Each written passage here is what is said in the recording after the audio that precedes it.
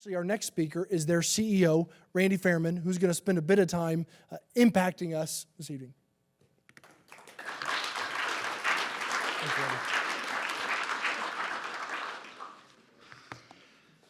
Randy. There it is. There we go.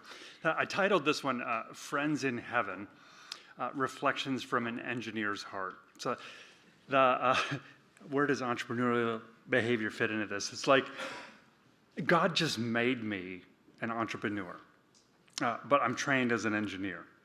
And so for me, the Friends in Heaven is the principal impact that I've seen from the various entrepreneurial things that I've been involved in. I forgot, warm personal greeting. I said I'm an engineer, right? So have to have, engineers, we get to business, right? Get her done. So my warm personal greeting. So Wallace and Donna, where are you guys at here? Wallace and Donna Gerst, they gave birth to John. So, I mean, the origin of this event is right there at the head table, and thank you for giving birth to John. Well done. So there was my warm personal greeting, so now we can get to business. So I have these friends in heaven that have changed me a great deal, and one of them is named Jesus.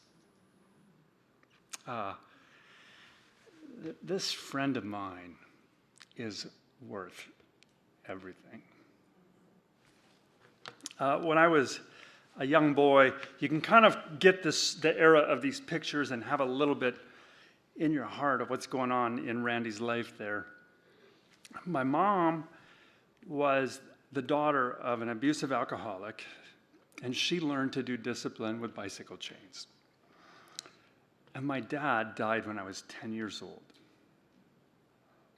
And there, the picture on the right, that's right about when my dad died. And I learned a lot through that process. And my dad actually believed in Jesus shortly before he died. He was my hero. I'll see him in heaven. And my mom died year before last, and she also believed in Jesus before she died. So there's 2 more friends in heaven. I'm just thankful that I'll be there. So by 1987, I graduated from high school, and I was a sort of entrepreneur. I was working at a theater, and I was the manager of a 10-plex theater. I had discovered some ways to embezzle money every day. And I was afraid of going to prison. And I was also needing to escape from my family's circumstance. And I didn't want to go to college. So I joined the Navy. So my Navy experience was amazing.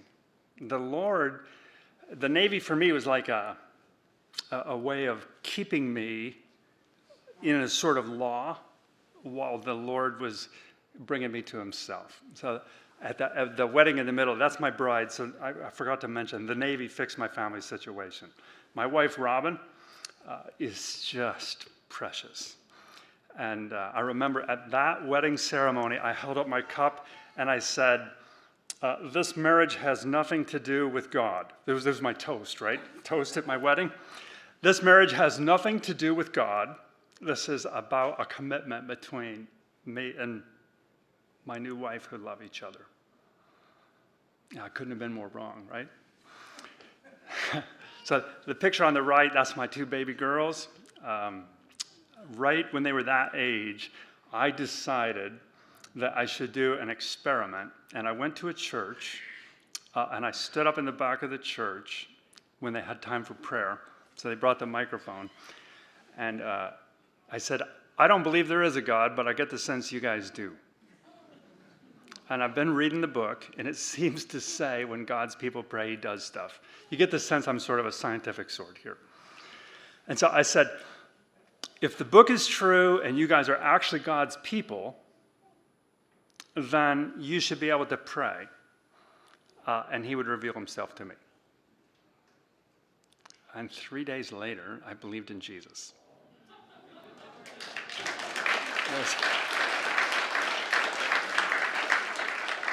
I mean, none of my fancy questions had been answered at that point. So then, the other picture there, that's Robin and I, not long after I had believed in Jesus in 1997. And about that time, there was an entrepreneur at my church. His name was Tom Brewer. He was in the software industry. And I don't know what happened to this dude, but he decided that he was going to make me a priority. So it's like, whenever I had any kind of question about career advice or life or anything else, I would shoot him an email. Now, he had like 200 employees. I would shoot him an email, and looking back on it, I realized somehow he decided that whatever email he got from me was going to be his top priority then. He just decided Randy is going to be very special. And he, whether it's a theological question, a business question, or a personal question, he was there for me and just invested in me personally. So come about 2004, I was just about done with my 20-year Navy career, and I sent him a proposal. It was a 10-page proposal about going into missions, and I had my whole future planned out because I like to make decisions. I tend to be on the hasty end of making decisions. And this entrepreneur, he read my 10-page thing, and he came back to me, and he said, Randy, I think you're just trying to make a decision. There's no reason this decision has to be made today. I think you need to go back to the drawing board and think about this some more. It took me about 3 months to come in compliance with that, but he just had this way of sometimes he would affirm what I said, and sometimes he would disagree, but he always did it in a well thought out and faithful way. And he sacrificed for me. It's like whenever I would go and visit him, he would always rent like a small car, like a Ford Escort or something. And then he would drive that one, and he would give me the keys to his Lexus. And so there was a sense that he just, in every way that he could, communicated to me that, Randy, unilaterally, I'm going to regard you as special. And as time went on, I learned to hear from this entrepreneur who decided to invest his time, his talents, and his treasures into me personally. He really changed my life. So my second proposal for missions was for me and my wife and kids to go with SIM to Western China, and with him and others, we agreed that was a good idea, so I retired from the Navy. It was actually, it says 2007 because I like 20-year blocks. It's nice and convenient, but it was actually, I retired September 1st, 2006, and I rented an apartment in Urumqi, China, November of 2007. At that point in time, I was able to say, hello.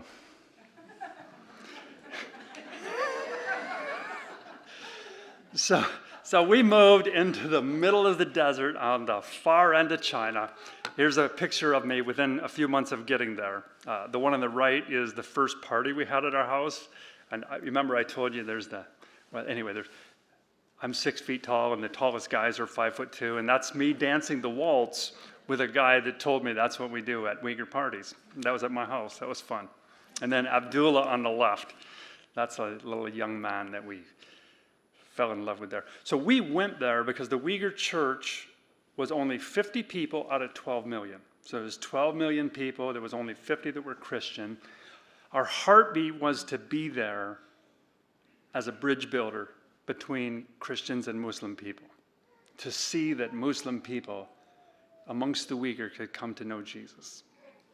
During our time between 2007 and 2018, the Uyghur Church went from 50 people to 5,000 people. That personally, I can say I saw 3 of them believe in Jesus. So if I wouldn't have been there, I presume it would have went from 50 to 4,997. But we were just really blessed to be there in a time of harvest when the Lord's favor was on the work. There was people working for hundreds of years before us just as faithfully. And during those first 3 years, I learned to speak Chinese well enough to do business, and then I learned Uyghur well enough to memorize the Bible and teach Bible stories. But in order to stay there and to move out into the countryside where the Uyghur people were, I had to start businesses. And the only way to start businesses was to make it up as I went. And so the first business I did was a guitar factory. And so after that one went bankrupt, then I went into a sun-dried tomato company, and that was the remainder of my life's experience, my savings. So I put the remainder of my life savings into a sun-dried tomato company, and then after that one was stolen from me, I had no money left, and so I borrowed $38,000 from some friends, and I opened a consulting company so I could help other people lose their money.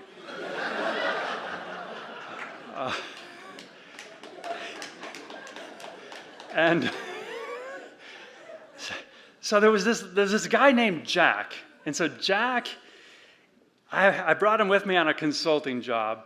And Jack was just amazing. He was a Han Chinese guy, a young Christian guy, child of a poor farmer.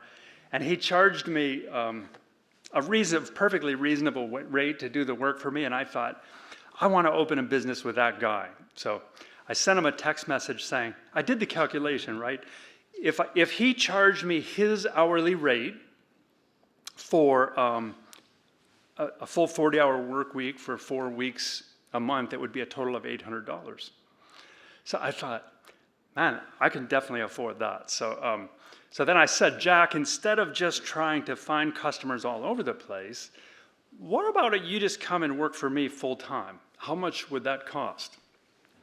And I didn't get a response for like 3 days. And then when I finally got a response, it was 10,000 RMB, which was it was the equivalent of $10,000 a month. It was an outrageous statement that he made. And I'm like, I don't really understand this. So I took it to my wife and showed her. And she said, Randy, in Chinese, that means no. Okay, well, there you go. So I got together with Jack, and I got coffee for him, and I said, so Jack, my wife told me that your response means no. And he says, wow, your wife is very smart. So he still never said no, but... So I said, well, I have a different plan for us. So how about we do it like this? We can open a company together. I'll put in $40,000 capital, and you work however many hours you need to make profit, and I will work 20 hours doing whatever you tell me to, and we'll split the profit half and half. You're the boss. You're the CEO, I work for you. And his eyes sort of got this big, and he's like, okay, we're in. There's a long history to it that I won't go into, but he had some other experiences with some other foreigners that had made him vow he would never work for a foreigner again. And so in this particular case, now he had a foreigner working for him, which was really appealing to him. So we went through this process, and we wound up opening up 13 or 14 businesses around China. And he just helped people register their businesses and get them working. I remember that the last day I was in China, at the end of 2018, they gave me the message that I could either leave or go to jail. But he was the one that took me to the airport, and he told me, I'm glad you never taught me anything.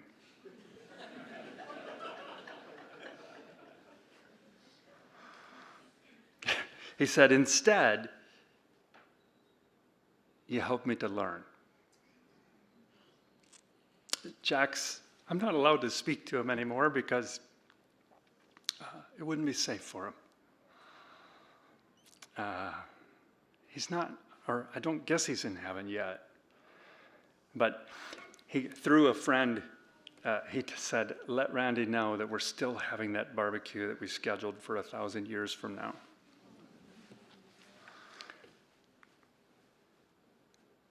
This is right before I went to China. Tom Brewer, the guy I told you about, he made me read Luke chapter 16 every day for 40 days. And then there's this point in there, make friends for yourself by means of unrighteous wealth. And what I saw was that he made me into his friend using his time, treasure, and talents. And when push came to shove, at the end of my time in China, it was January 2018, and I had to make some really hard decisions. And I got Tom Brewer on the phone. And I said, Tom, I don't know what to do. And he said, well, Randy, too soon.